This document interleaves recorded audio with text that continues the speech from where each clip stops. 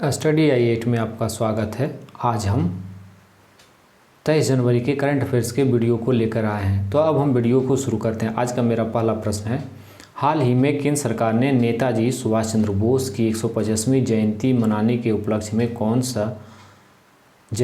कौन सी जगह पर एक भव्य प्रतिमा स्थापित करने का निर्णय लिया है? Option A gateway of India, B India gate, C Charminar, D none of this. इसका राइट आंसर है ऑप्शन बी इंडिया गेट।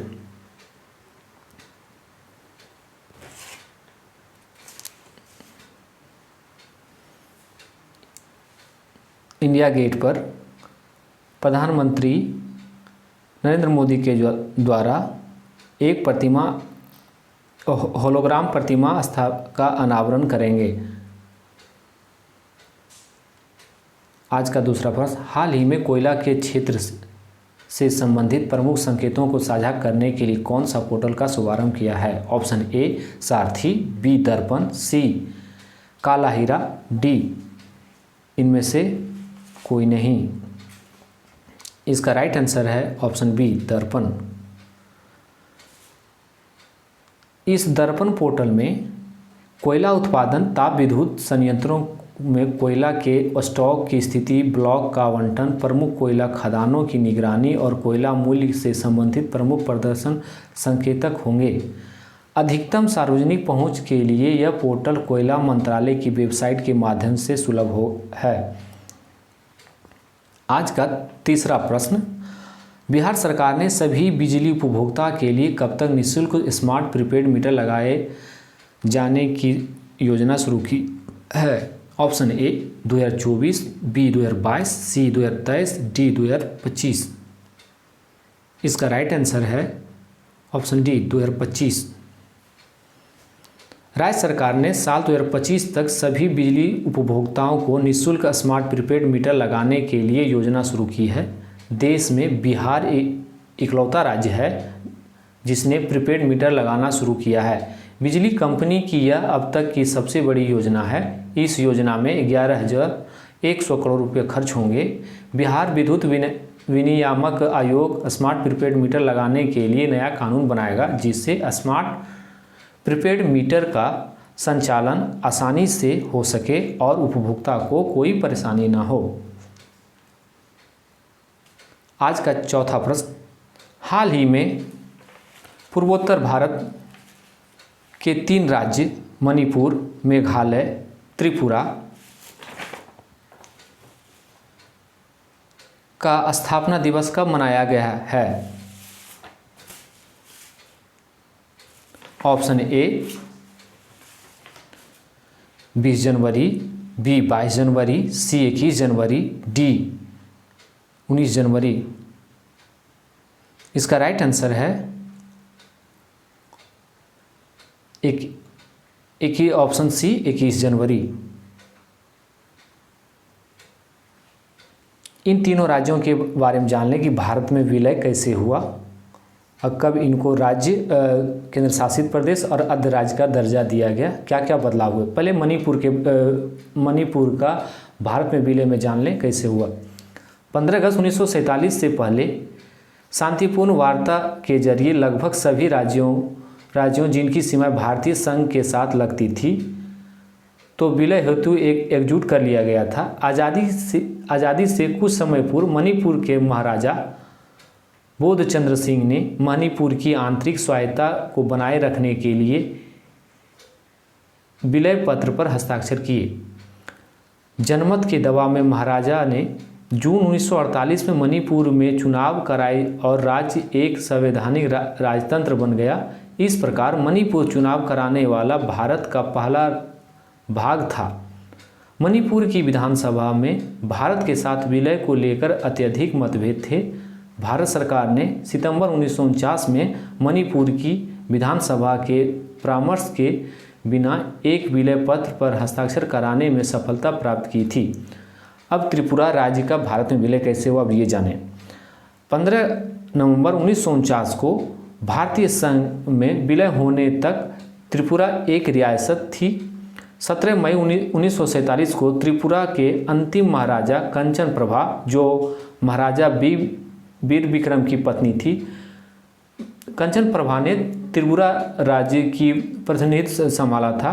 भारतीय संघ में त्रिपुरा राज्य के विलय में उन्होंने सहायक भूमिका निभाई थी। अब मेघालय भारत का कैसे विलय हुआ ये जाने।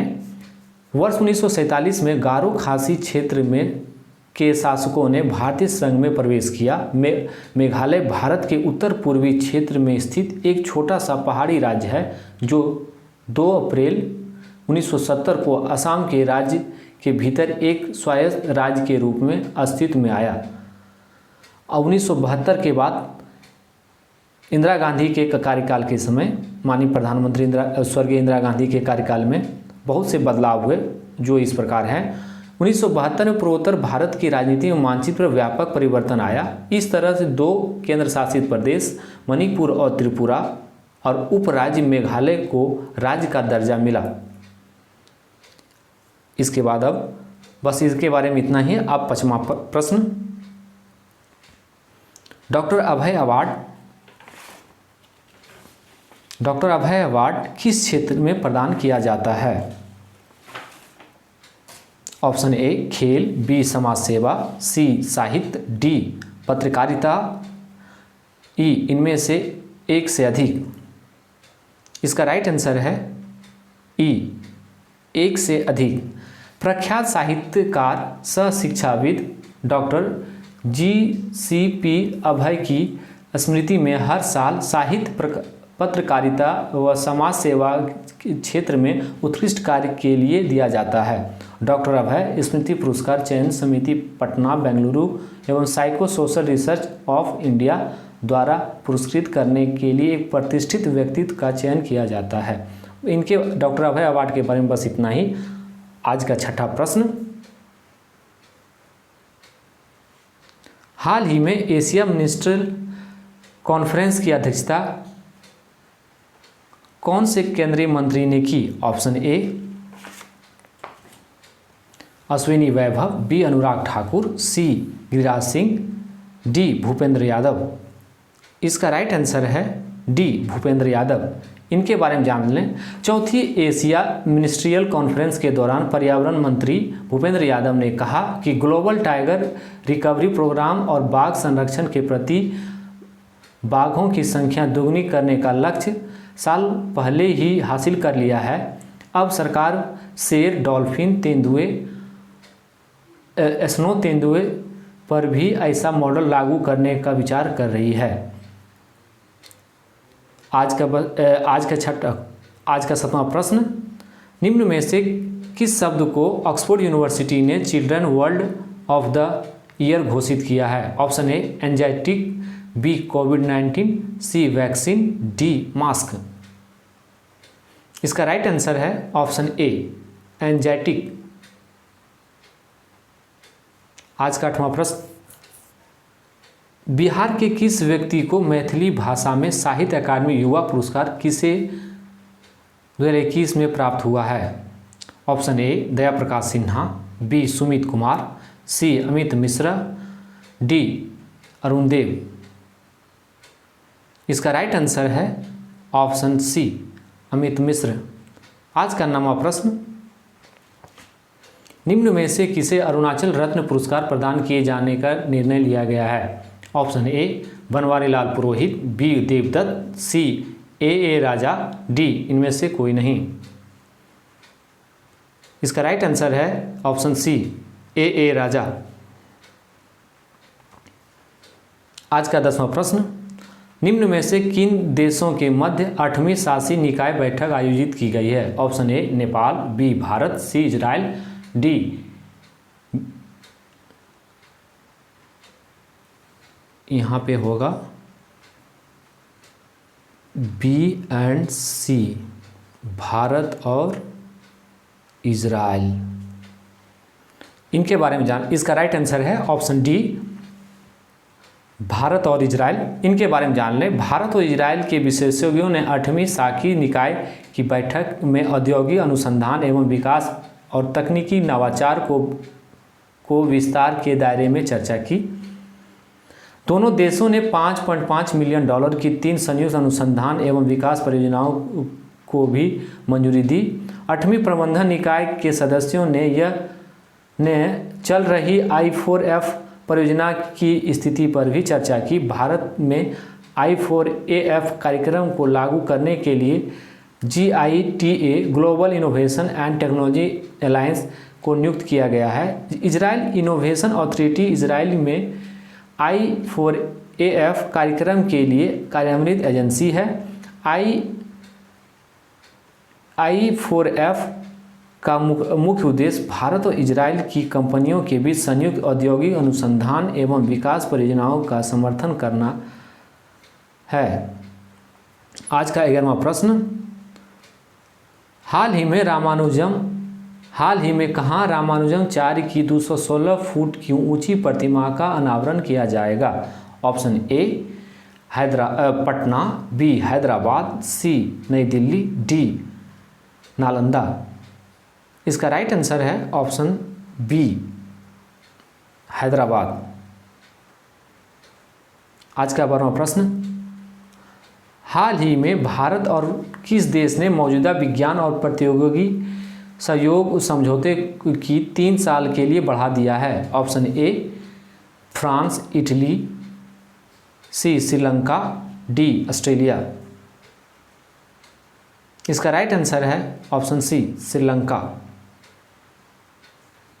आज का 13वां प्रश्न, कौन आर्टिफिशियल इंटेलिजेंस अपनाने वाले शीर्ष 10 वैश्विक देशों में हाल ही में शामिल हुआ है? Option A Bharat, B Pakistan, C Sri Lanka, D Bangladesh.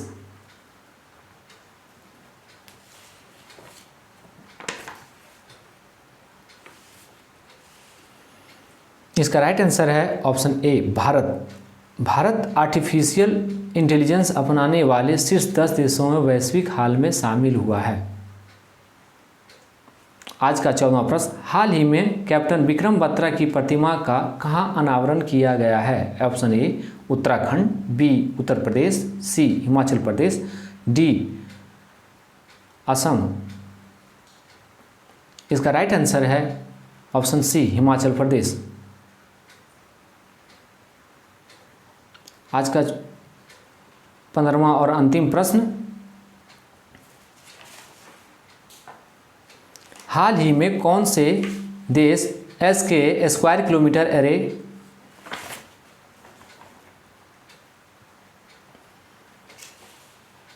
अरे वेधशाला प्रोजेक्ट में शामिल हुआ है? Option A Switzerland, B Ireland, C Malaysia, D Bharat. इसका राइट आंसर है ऑप्शन ए स्विट्जरलैंड। इनके बारे में जान लें, ये बहुत इंपॉर्टेंट है मेंस एग्जाम के लिए और ये करंट टॉपिक से रिलेटेड है। स्विट्जरलैंड SKA वेधशाला का 8वां देश संस्थापक देशों में शामिल हो गया है। ये संस्थापक ये ऑस्ट्रेलिया और दक्षिण अफ्रीका में बनने वाली SKAO स्क्वायर किलोमीटर एरी ऑब्जर्वेटरी के निर्माण में सहयोग करेंगे। SKAO दुनिया के सबसे बड़े रेडियो टेलीस्कोप के निर्माण की एक परियोजना है। ये रेडियो टेलीस्कोप ब्रह्मांड के रहस्य गैसों का पता लगा सकते हैं और अंतरिक्ष की ब्रह्मांडीय धूल से घिरे क्षेत्रों को भी जानकारी दे सकते हैं। यह टेलीस्कोप खगोलविदों को ब्रह्मांडीय विस्तार की निगरानी करने में भी सक्षम बनाएगा। यह वेधशाला खगोलविदों को वर्तमान में मौजूद किसी भी प्रणाली की तुलना में पूरे आकाश का सर्वेक्षण करने में सक्षम बनाएगी। इनके बारे में कुछ और भी जान लें। इस टेलीस्कोप के संचालन, रखरखाव और निर्माण की देखरेख SKAO द्वारा की जाएगी। SKAO के निर्माण 2021 से 2029 के दौरान अनुमानित लागत 2 बिलियन यूरो है। SKAO का नया अंतर सरकारी संगठन जो रेडियो एस्ट्रोनॉमी को समर्पित है, और एसकेओ का मुख्यालय यूके में स्थित है। एसकेओ के 3 मेजबान देशों के साथ स्विट्जरलैंड संस्थापक सदस्य देशों में शामिल हो गया है, जिनके अन्य सदस्य इटली, नीदरलैंड, पुर्तगाल, फ्रांस और चीन हैं।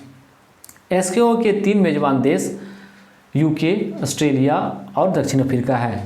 आज के लिए बस इतना ही and thank you for watching study आई8।